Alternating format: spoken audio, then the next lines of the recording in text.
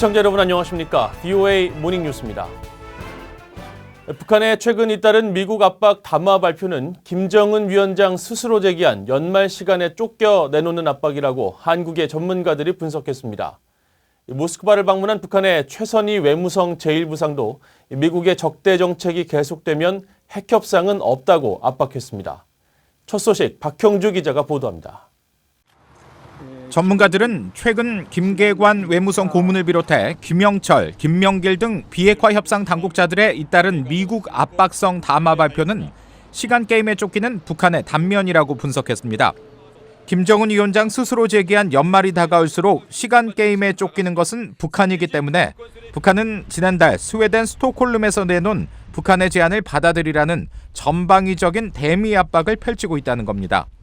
연합훈련 중단이라고 그래서 그러면 북한이 말하는 명분이 사라졌기 때문에 협상에 나와야 되는데 새로운 더 큰 명분을 만들어내는 거죠. 결국 자신들의 요구사항을 관철하고 미국이 받아들이라는 압박 전술을 볼 수 있어요.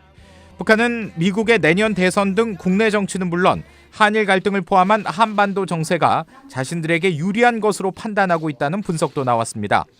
때문에 미국이 기존 입장을 어느 정도 후퇴시켜 새로운 협상 방안을 가져오면 대화에 임하겠다는 것이 북한의 의도라는 겁니다.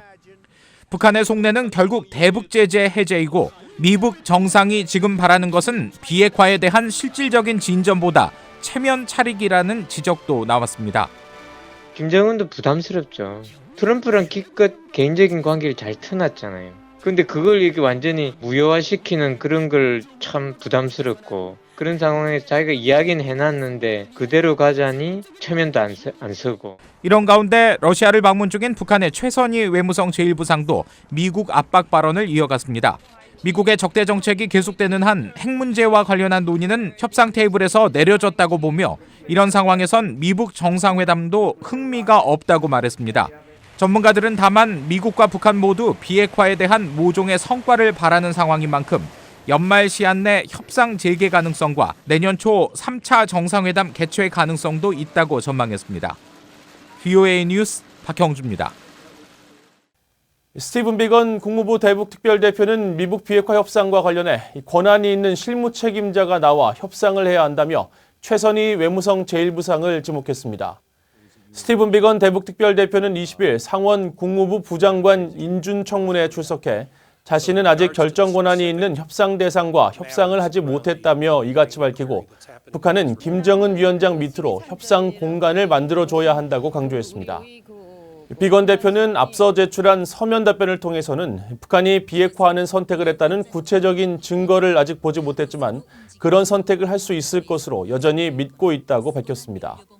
그러면서 자신이 부장관으로 인준된다면 도널드 트럼프 대통령과 북한 김정은 위원장이 싱가포르 정상회담에서 한 약속들의 진전을 이루기 위한 미국의 노력을 계속 추진할 것이라고 덧붙였습니다. 러시아와 중국이 한반도 문제 해결을 위한 계획안을 최근 발전시켰으며 이를 미국과 북한에 제시할 예정이라고 러시아 외무부 고위 관리가 밝혔습니다. 이고르 모르글로프 러시아 외무차관은 19일 러시아 언론에 중국 당국자들과 함께 최근 한반도 문제 해결을 위한 새로운 로드맵을 발전시켜 영내 파트너들에게 제출할 준비를 마쳤다고 밝혔습니다. 또 제1차 북러 전략대화 참석차 모스크바를 방문하고 있는 최선희 북한 외무성 제1부상에게 이 계획안을 소개할 것이라며 다만 아직 초안이기 때문에 세부 내용을 발표할 수는 없다고 덧붙였습니다. 중국과 러시아는 그동안 쌍중단, 쌍궤 병행이라는 중국식 비핵화 해법과 러시아의 단계적 비핵화안을 담은 중러 공동행동계획을 한반도 비핵화 공동 로드맵으로 제시해왔습니다. 백악관의 고위 관리가 북한의 사이버 역량이 계속 진화하고 있다고 밝혔습니다. 최근 미국 사이버 사령부가 북한 해커들의 악성 코드를 공개한 것은 북한의 책임을 묻겠다는 의도가 있다고 밝혔습니다. 김동현 기자가 취재했습니다. 그랜트 슈나이더 백악관 국가안보회의 사이버 안보 정책 담당 선임국장은 19일 워싱턴에서 열린 군사안보 관련 강연회에서 북한의 사이버 공격 양상이 점점 더 대담해지고 있다고 말했습니다. They've become more and more brazen. I don't think they're an existential threat to us in any way, shape, or form right now. However, they are certainly gaining in capability, increasing in capacity. 북한은 특히 간첩 행위뿐 아니라 악의적 사이버 활동을 통한 정권 자금 충당에도 주력하고 있다면서 지속적인 안보 위협이 될 것이라고 지적했습니다. 미국 사이버 사령부는 북한 정권 수립일인 지난 9월 9일 북한 배후 해킹 조직인 히든 코브라의 악성 코드 샘플을 공개한 바 있습니다. 슈나이더 선임국장은 당시 조치에 대해 북한의 귀책 사유를 물리기 위한 의도적인 공개였다고 밝혔습니다. We want to do for very deliberate reasons, right? And there are certainly times where doing attribution is helpful, either from potentially a deterrent standpoint, right? You can name and shame people into behavior changes. 한일 군사정보보호협정 지소미아 종료가 미국의 사이버 전략에 미치는 영향에 대한 질문에는 사이버 영역에서도 동맹국 간 정보 공유는 중요한 요소라고 밝혔습니다. I certainly think information sharing is really important in this space. And yes, we have to work together with like-minded countries to be able to combat the malicious actors that are out there. 슈나이더 선임국장은 2016년 대통령 직속기구로 신설된 연방 최고 정보 보안 책임자직도 겸하면서 백악관과 국방부, 국토안보부, 국가정보국 등 정부기관 간 연락 역할과 전반적인 사이버 전략을 관장하고 있습니다. VOA 뉴스 김동윤입니다. 영국 내 탈북민들이 민주화를 요구하는 시위대에 대한 포갑적인 진압을 중단할 것을 홍콩 정부에 촉구했습니다. 홍콩의 자유를 지키는 것은 홍콩만의 일이 아니라고 말했습니다. 이현철 기자가 전해드립니다. 홍콩에서는 범죄인 송환법 개정을 계기로 시작된 반정부 시위가 5개월 넘게 계속되고 있습니다.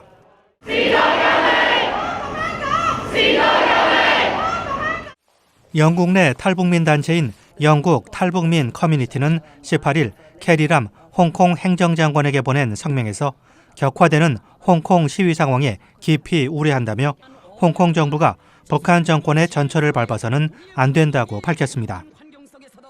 현재 홍콩 이공대학에서 벌어지고 있는 일은 전 세계 민주시민들과 정부들에게 충격을 줄 뿐 아니라 탈북민들에게는 가차없는 탄압과 구타, 표현의 자유 금지 등 공산 독재 국가에서의 정신적 상처를 생각나게 한다고 말했습니다. 특히 최근 홍콩 경찰은 시위대가 모여있는 홍콩 이공대학을 포위해 며칠 새 약 1,100명을 체포했습니다. 박지현 진검다리 대표는 2,400만 북한 주민들을 포함해 전 세계가 홍콩 상황을 면밀히 주시하고 있다며 홍콩의 자유를 지키는 일은 홍콩만의 문제가 아니라고 강조했습니다. 또 홍콩인들이 그 자유가 바로 우리 북한 주민들이 원하는 자유이기 때문에 그 불씨가 어느 날에는 북한으로 들어갈 수 있기를 희망하는 마음으로. 또한 2017년 홍콩 의회가 탈북자 강제 북송 중단을 강력히 촉구하는 등 홍콩 주민들이 북한 인권 문제에 큰 관심을 보여줬다고 소개했습니다.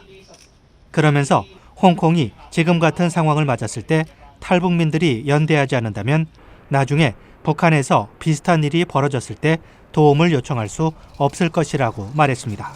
홍콩에 이러한 사태가 벌어졌을 때 만약 경우 저희가 침묵을 한다면 안 되겠죠. 저희도 같이 그분들하고 같이 일어서서 그분들에게 힘을 실어주고 그분들과 함께 투쟁하는 것이 옳다고 봅니다. BOA 뉴스 이현철입니다.